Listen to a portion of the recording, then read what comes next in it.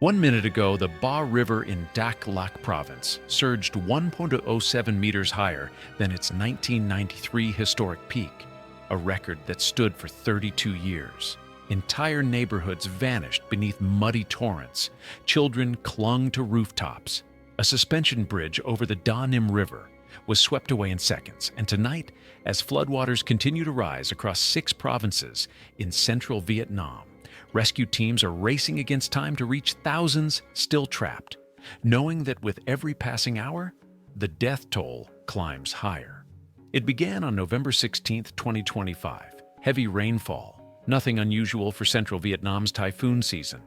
Meteorologists tracked the system as it formed over the South China Sea, expecting another in a long series of autumn storms. But within 48 hours, stations across the Central Highlands and coastal provinces recorded something unprecedented. 3-day rainfall totals exceeding 1,500 millimeters, nearly 5 feet of rain in less than 72 hours. In some areas, gauges measured over 1,800 millimeters since November 14th. That's more than the annual rainfall of London in a single week. More than Seattle receives in an entire year, dumped onto steep mountain slopes and narrow coastal plains in 6 days. By November 18th, the first emergency alerts went out.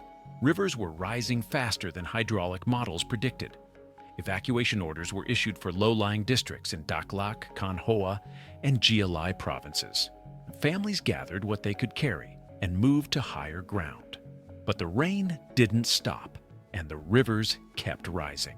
By the night of November 19th, 3 major river systems simultaneously broke their historical flood records.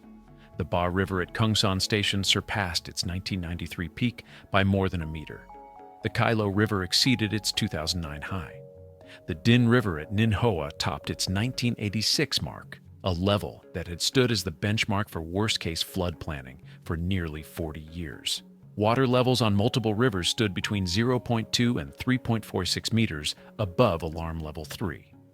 The highest flood warning category in Vietnam's emergency system. The Sarapak River measured 3.46 meters above critical threshold. The Krong Anna River stood at 2.06 meters above alarm level 3. These weren't minor fluctuations or measurement errors. These were catastrophic exceedances. When 3 separate river systems break multi-decade records within hours of each other, it signals a complete failure of the landscape's capacity to absorb water. The Central Highlands, with their steep terrain and dense river networks, were funneling unprecedented volumes of runoff directly into coastal cities and agricultural valleys below, and the rain wasn't stopping. Meteorological stations reported continued heavy precipitation through November 20th and 21st. Some areas recorded an additional 200 millimeters during this period. The ground was saturated, the rivers were overflowing, and across 6 provinces, the disaster was just beginning to unfold. But that was only the beginning of the nightmare. Central Vietnam sits in one of Southeast Asia's most hydrologically vulnerable zones. The region's geography creates a natural flood amplifier. Steep mountain slopes in the Central Highlands funnel rainwater into narrow coastal plains through dozens of interconnected river systems. The elevation drop is dramatic, from peaks over 2,000 meters above sea level to coastal deltas in less than 100 kilometers of horizontal distance. During normal monsoon seasons, this system drains predictably. Rivers rise and fall with seasonal rhythms.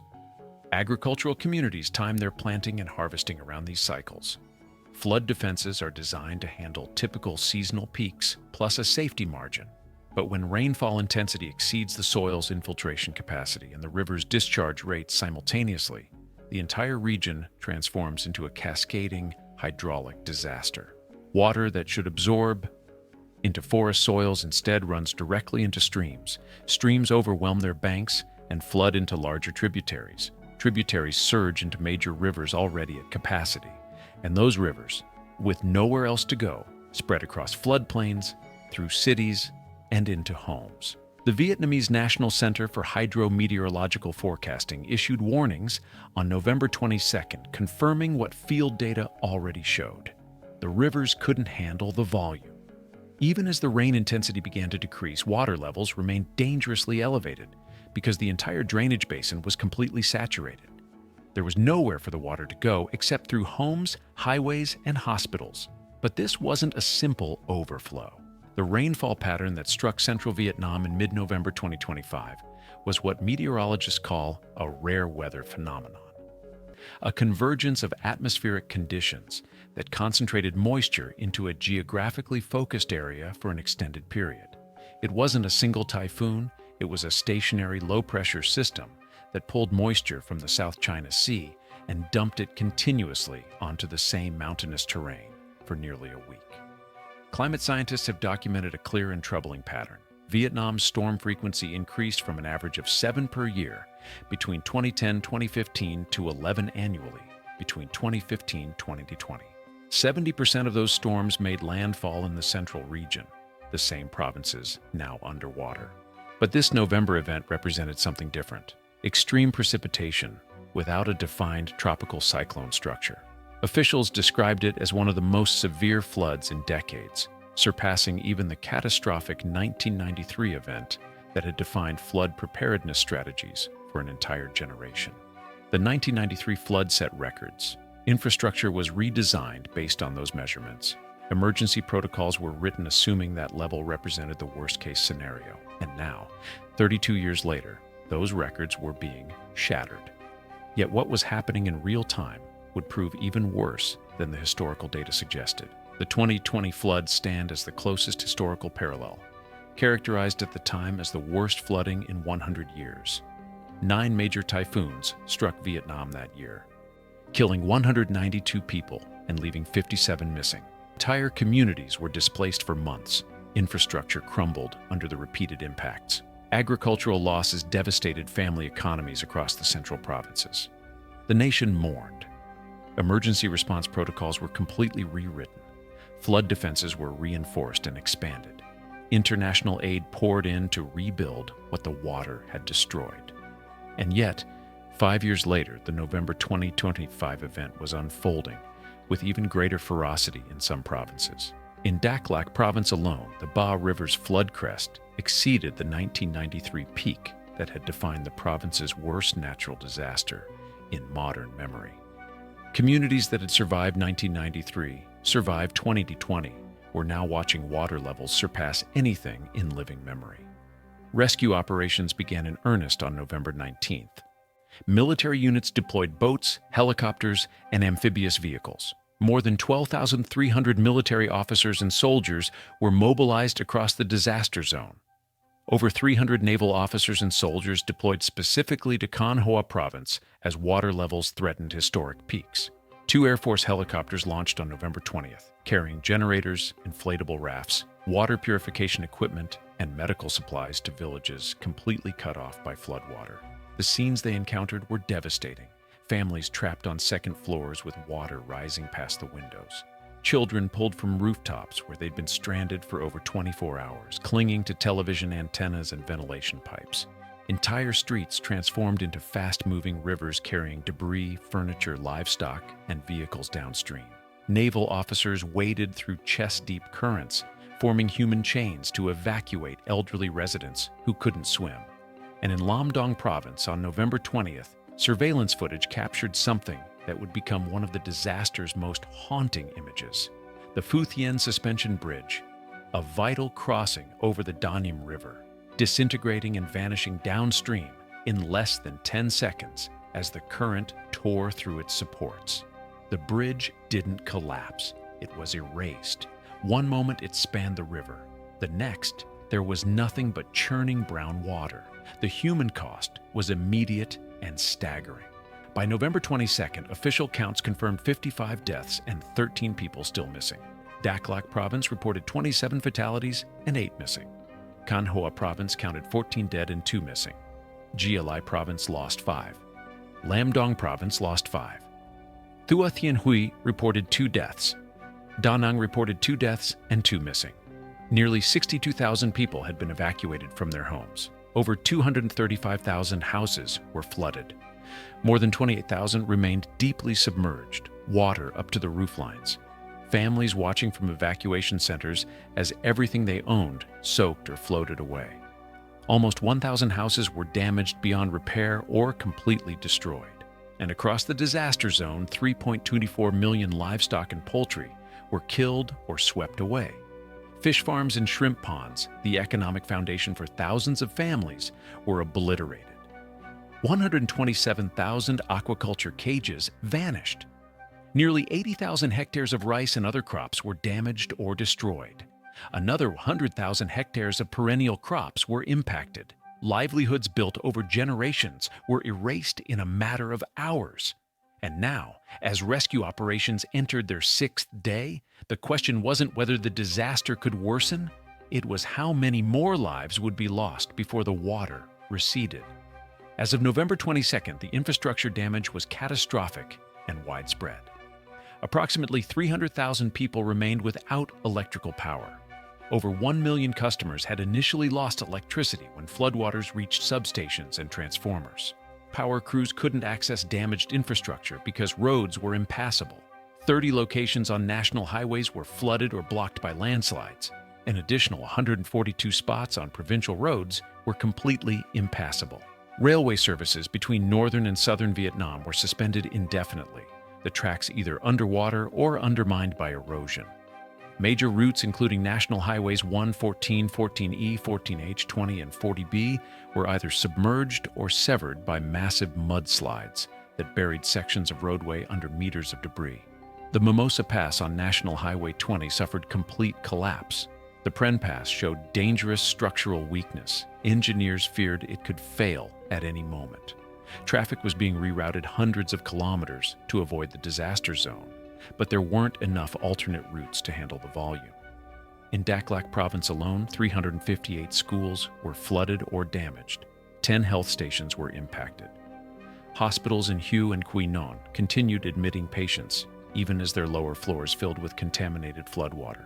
Medical staff worked on upper levels, carrying supplies up stairwells, treating injuries and illnesses while the building foundations sat submerged. The government response mobilized every available resource. On November 21st, authorities approved 700 billion Vietnamese dong, approximately $26.5 million USD, in emergency aid distributed across Can Hoa, Lam Dong, Gia Lai, and Dak Lak provinces. The funds were designated for immediate relief, food, clean water, temporary shelter, and medical supplies. Military Regions 4 and 5 coordinated round-the-clock operations. Boats, trucks, generators, and rescue equipment were deployed wherever access routes existed. Prime Minister Pham Minh Chinh, conducting an urgent online meeting from Algeria, where he was attending international commitments, directed all ministries and agencies to prioritize minimizing casualties and reaching isolated areas by any means necessary. The Vietnam Red Cross deployed 4.8 billion dong in relief supplies, including cash assistance and water purification packets for affected families. International support began arriving. The Czech Republic donated approximately $142,800 for flood recovery in Hoi An and Hue. Over 30 embassies and international organizations pledged nearly $13.5 million in combined aid.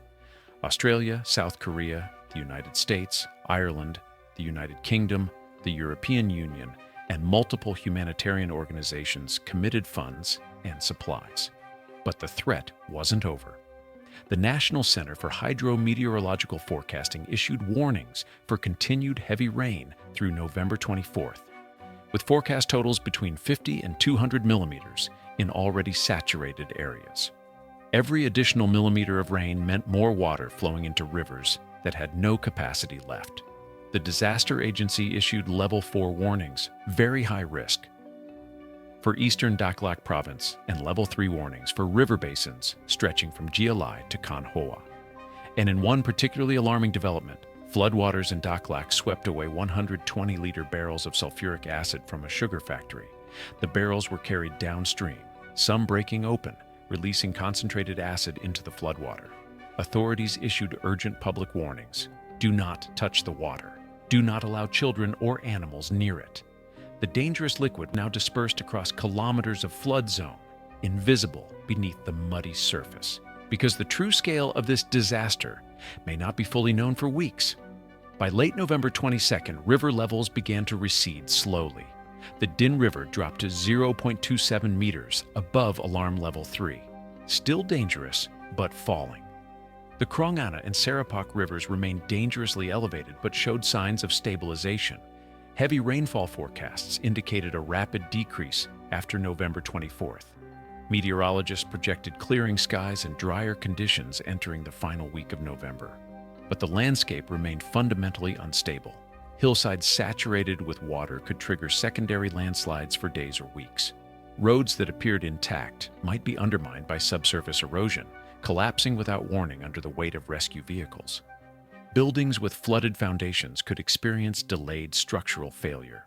And the 13 people still missing, somewhere beneath the mud, trapped in submerged vehicles carried downstream into tributaries or coastal waters, represented unfinished chapters in an ongoing tragedy. Search teams continued combing through debris fields and collapsed structures, knowing that with each passing day the chance of finding survivors diminished. Climate scientists identified global warming as the primary driver behind Vietnam's increasing storm frequency and intensity. The data is unambiguous. Projections published by the World Bank indicate that fluvial flooding could affect between 3 and 9 million people across Vietnam by 2035-2044, less than 20 years from now. The infrastructure designed for 20th century weather patterns is failing under 21st century conditions. Between January and October 2025 alone, before the November floods even began, natural disasters across Vietnam resulted in 279 deaths or missing persons and caused more than $2 billion in damage nationwide. The November floods added another $341 to $358 million in economic losses to that toll. Dak Lak province alone reported preliminary damage estimates of nearly $200 million. Agricultural losses, infrastructure destruction, and economic disruption will ripple through these provinces for years. The water is receding, slowly. Families are returning to homes filled with mud and debris. They're finding photographs ruined, furniture destroyed, walls cracked by water pressure. They're assessing what can be salvaged and what must be abandoned. They're beginning the long, exhausting process of rebuilding. But the ground beneath central Vietnam has shifted in ways that won't be visible for months. Foundations have been undermined. River channels have been reshaped by the force of the flood, altering drainage patterns for future storms. Agricultural systems have been devastated, topsoil washed away, crops destroyed, livestock populations decimated. Families are searching for loved ones who may never be found. And as rescue teams continue their work, pulling survivors from isolated areas, recovering bodies from the water, documenting the damage, one truth remains unresolved. This is no longer a rare event. This is the new baseline. The 100-year flood of 2020 returned in 5 years. The historic 1993 peak was surpassed after 32 years. The intervals are shortening. The intensity is increasing. And the next storm season begins in less than 7 months. Stay informed, stay prepared, and keep watching the rivers.